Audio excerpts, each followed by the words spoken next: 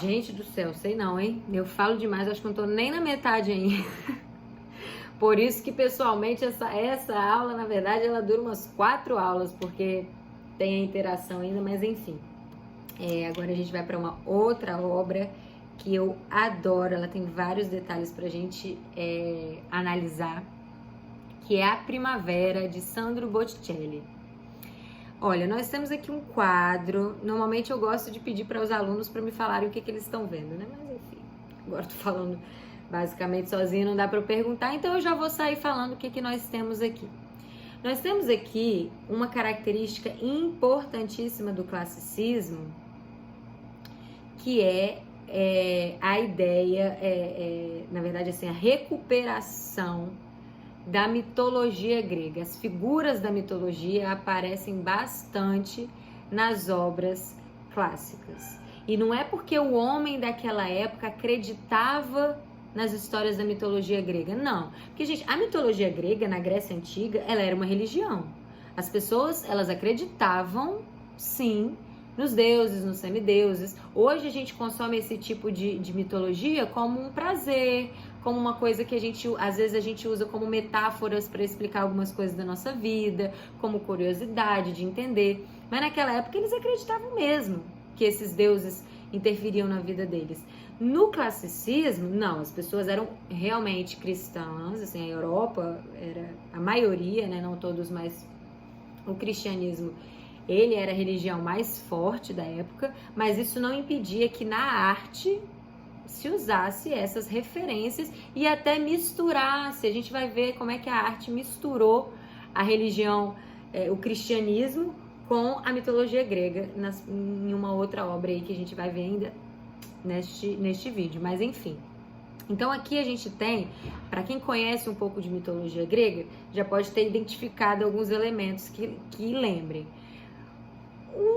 Que é o que eu já falei, é essa vestimenta, esse corpo que era muito cultuado na antiguidade grega.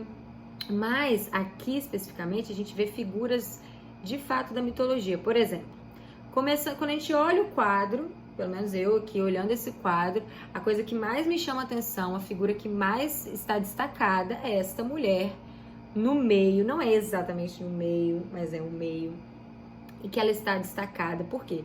Porque ela está mais atrás dos outros personagens, porque existe aí na composição da natureza uma abertura, tá criando como se fosse uma áurea nela mais expressiva. Se você olhar a questão da natureza atrás dela, tá vendo que essas árvores elas se abrem aqui, então cria vamos dizer assim, uma atenção maior para a figura dela, né? Acima dela tem um anjinho, e aí eu não sei se vocês repararam que é o Cupido, e aí quem entende de mitologia grega sabe que quem é o Cupido? O deus Eros, né? Filho de quem? Da deusa Vênus, que é a deusa do amor. Então Eros, aí bebezinho ainda, né? Mas depois Eros, quem conhece a história de Eros sabe, enfim. Mas para aulas posteriores a gente vai falar bastante da história de Eros. Enfim, essa é a figura de Vênus. Ela representa o amor. Aqui nós temos na lateral, eu estou de frente aqui na minha direita, né? Na minha direita nós temos o deus do vento, o Zéfiro, do vento do oeste. Nós temos aqui uma ninfa. Zéfiro tá encostando, né, numa ninfa. Ela tá com uma cara um pouco assustada. Ninfa é uma figura também mitológica.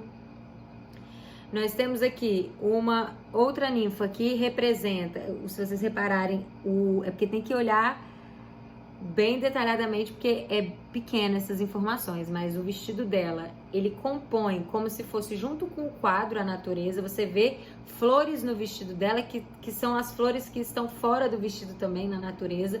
Então traz essa ideia que eu falei de harmonia do homem com a natureza. É como se ela fizesse parte. Ela é uma mulher, uma figura mitológica, mas ela faz parte de uma harmonia da natureza. O vestido dela tá ali interagindo com o restante do quadro.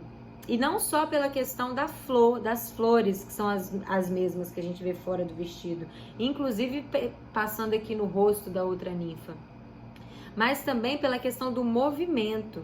Aí você vê as roupas, o detalhe dessas roupas, dessas vestimentas, como que elas compõem esse movimento do vento, né? O Zéfiro tá aí soprando um vento e as roupas acompanham esse vento, então elas estão interagindo com um elemento da natureza, que é o vento, né? Aí aqui do lado, aí temos Eros, Vênus, aí do outro lado nós temos as 3 graças, que são figuras mitológicas também, que elas representam a beleza, a castidade e a sensualidade, essas 3 mocinhas aí. E a mesma coisa, se vocês repararem, todo detalhe, o pezinho delas, gente, é muito detalhe mesmo, muita perfeição de detalhe, né, essa obra clássica. E o Mercúrio, que é o mensageiro dos deuses, a gente identifica, ele é uma figura bem emblemática, né, com a espada, com essa sandália, né, e essa roupa. Para quem gosta e tem curiosidade de mitologia já conhece ele. Então a gente vê quais elementos aí. Nós vemos a busca pelo detalhe, pela perfeição, as figuras mitológicas muito comuns nas obras clássicas. Então é uma temática. A valorização do homem, né? Mais uma vez, olha os corpos, olha como todas essas mulheres... Quando eu digo valorização do homem, gente, eu não tô falando do gênero masculino, não, tá? Homem no sentido geral, engloba mulher também, humanidade. Então, não só o homem macho, mas a fêmea também, né? A mulher. São super valorizados nas suas formas corporais, na sua expressividade. Podem reparar também nos rostos, que são muito bem delineados, ok? Gente, vai anotando dúvida, também tem isso, né? A gente não tá interagindo agora, mas eu tenho certeza que vocês ficam, porque essa aula é uma aula que gera várias dúvidas, comentários, se quiser comentar, se quiser trazer informação para o nosso plantão principalmente. Então, por favor, anotem. Não sei porquê. Agora passo. Bom, agora essa é uma outra pintura, o Nascimento da Vênus, que também é a deusa do amor. E aí nós vemos também o Zéfiro, olha lá o Zéfiro de novo, né, soprando o ventinho dele. E mais uma vez, todos esses elementos de harmonia com a natureza. Aqui a natureza, ela tá mais colorida, né, um pouco mais clara, assim, a gente consegue definir algumas coisas. A gente vê, novamente, as roupas interagindo com a natureza, roupa com muitas flores.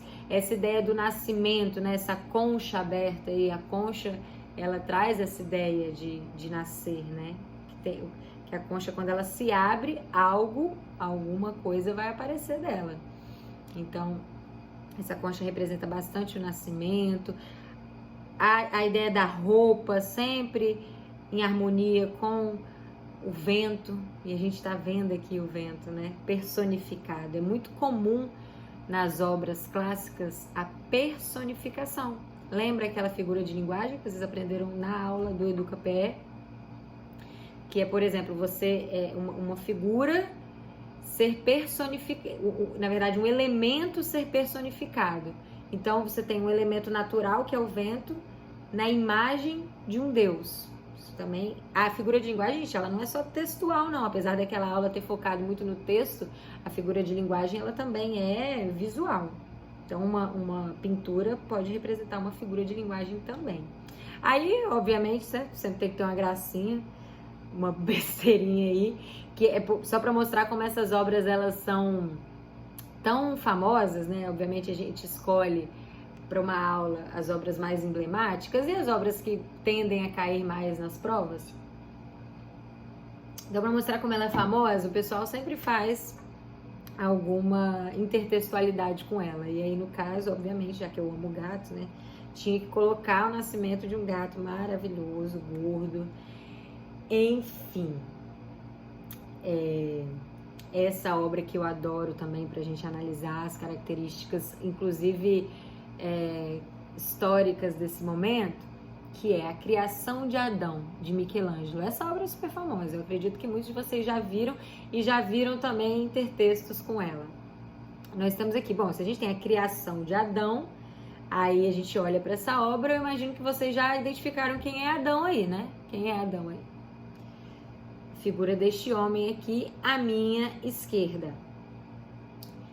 E quem seria o outro? Já que a gente está falando de criação, aí eu falei com vocês, né, que eu ia mostrar a obra que você, da época clássica, que você mistura elementos de mitologia grega e de cristianismo. Essa obra mistura. Então, olha só, nós temos um Adão aí, que na Idade Média, a imagem que se fazia de figuras cristãs não era como agora no classicismo. Não era. Aliás, se você parar para pensar em um Adão tão assim, o Adão tá nu, com os músculos todos à mostra. Pensa como que isso é diferente de uma realidade da Idade Média, em que o homem, ele era muito, não é inferior a Deus não, mas ele era muito submisso, muito pequeno perto da ideia de Deus. A Idade Média, ela investia numa ideia de um homem que deveria temer a Deus, porque Deus era muito superior a ele, muito grandioso, e o homem pequenininho ali.